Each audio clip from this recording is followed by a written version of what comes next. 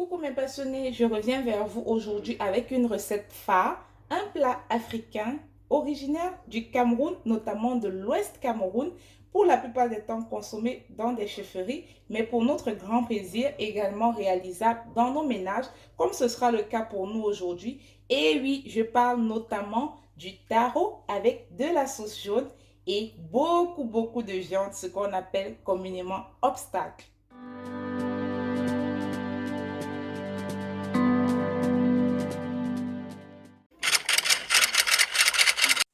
Cuistot Passion, la cuisine pour tous.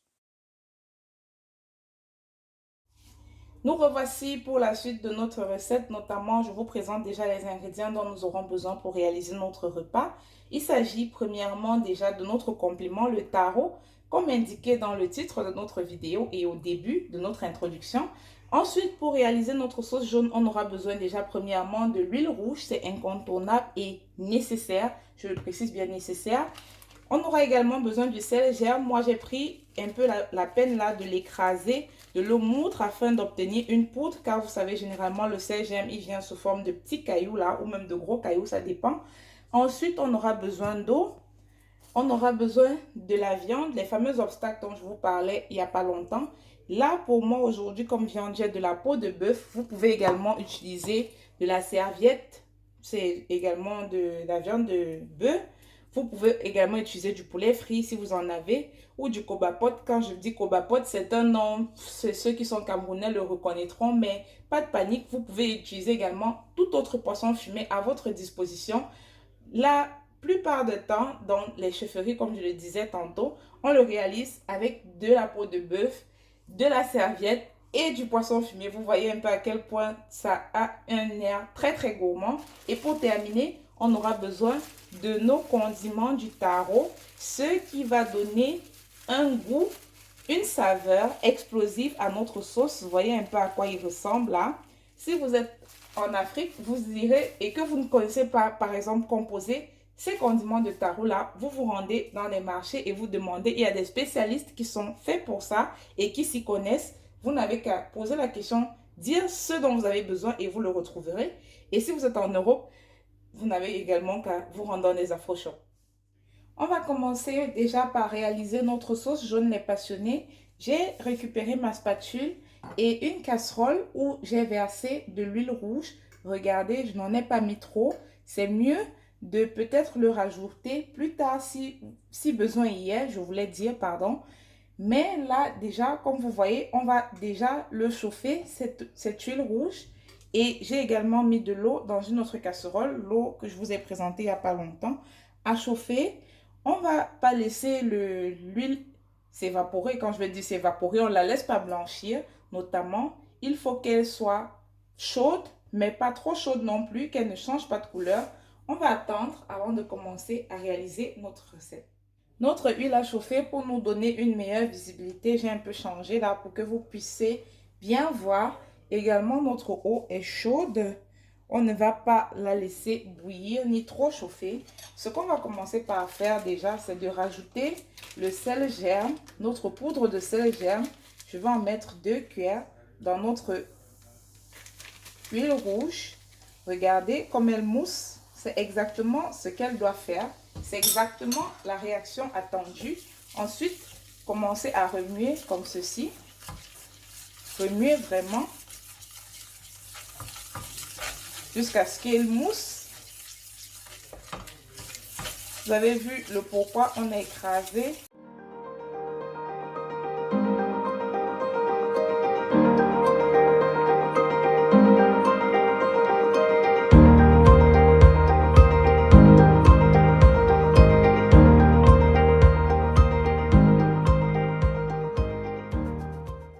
On a obtenu ce résultat maintenant. Regardez, la couleur de l'huile rouge a complètement changé. Elle est pratiquement jaunâtre là.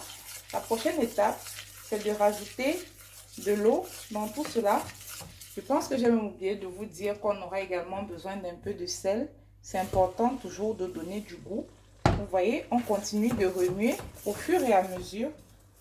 On ajoute de l'huile, de l'eau, pardon.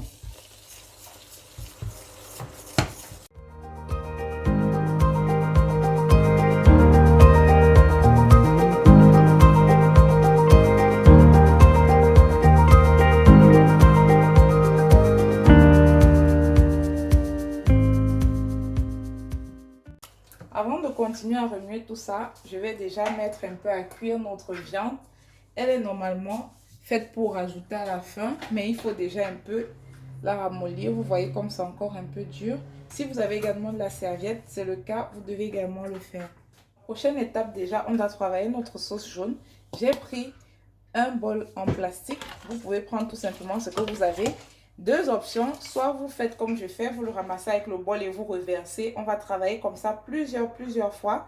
Ou alors, vous vous munissez de 2 casseroles, vous reversez au fur et à mesure. La mousse doit monter. Regardez comme quand je fais, ça doit vraiment monter là.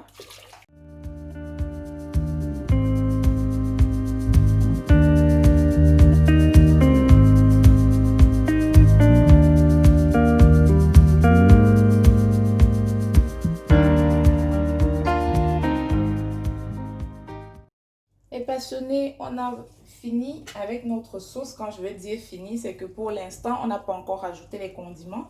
Et pour que le tout soit harmonisé, je veux dire par là, cuise au même moment et la dégustation prête tout à tout casser. On va déjà s'occuper de notre complément du taro là. Je vais l'éplucher. Sachez que vous avez deux options pour le faire cuire. Si vous avez de l'accompagnement et que vous avez peut-être une très grosse marmite à réaliser, moi aujourd'hui je réalise tout simplement un plat de taro. Donc vous voyez, ce n'est pas beaucoup. Si vous avez de l'accompagnement, comme je disais tantôt, vous pouvez le faire cuire avec la peau après l'avoir minutieusement lavé. Je dis bien lavé et le mettre au feu. Et la personne vous aidera pendant ce moment à ramollir, je veux dire à retirer de la peau au moment où vous le ferez piler. Mais si vous êtes tout seul ou que la quantité est carrément minime, je dirais, ça ne vaut pas la peine parce qu'il doit être pilé lorsqu'il est bien chaud, bien chaud. Sinon, ça ne se laisse pas facilement manier, vous voyez un peu. C'est la raison pour laquelle je retire au préalable la peau, comme vous me voyez faire là présentement.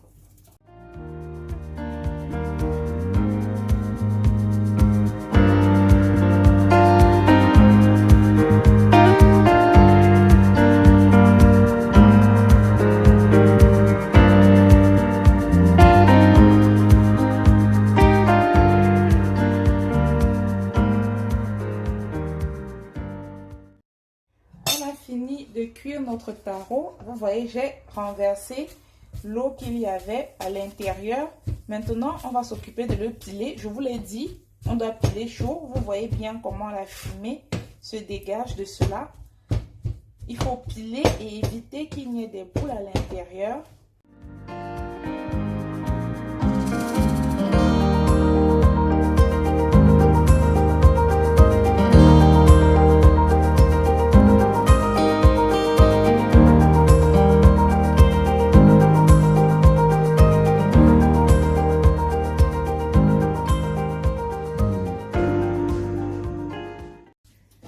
Donc, les passionnés, je récupère notre casserole où on avait notre taro, vous voyez. Maintenant, ce que je vais faire, on va rajouter nos condiments de taro dont je vous avais parlé là. J'essaie d'avoir... Ah, d'accord, elle est là. Nos condiments de taro, on va les rajouter là tout de suite.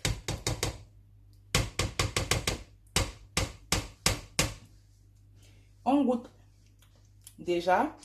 À cette étape, c'est juste pour essayer de savoir si on a besoin de rajouter du sel germe. Je vous l'ai dit d'ailleurs au plus tôt pour savoir si le goût est déjà assez harmonieux avant que l'on ne rajoute nos condiments, vous voyez. Et là, on va en mettre déjà d'abord 3 cuillères. On va tourner et on va goûter pour voir si c'est parfait niveau goût ou s'il faut en rajouter.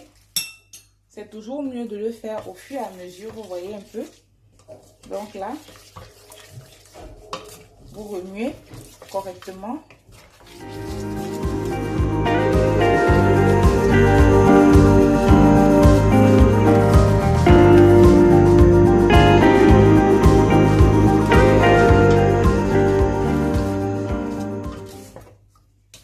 Si besoin y est, on va recommencer à verser comme on l'a fait tout à l'heure là. C'est pour bien mélanger davantage. Ou alors entre deux casseroles, je vous l'ai déjà dit. Quand on décide de pimenter notre taro, vous avez deux options. Soit vous utilisez le piment en poudre, je le dis souvent dans certaines de mes vidéos, c'est du Nord Cameroun ou tout autre que vous avez à disposition. Ou alors vous prenez tout simplement un piment en fruits et vous n'avez qu'à le faire bouillir au moment où vous faites cuire votre viande, comme je l'ai fait préalablement.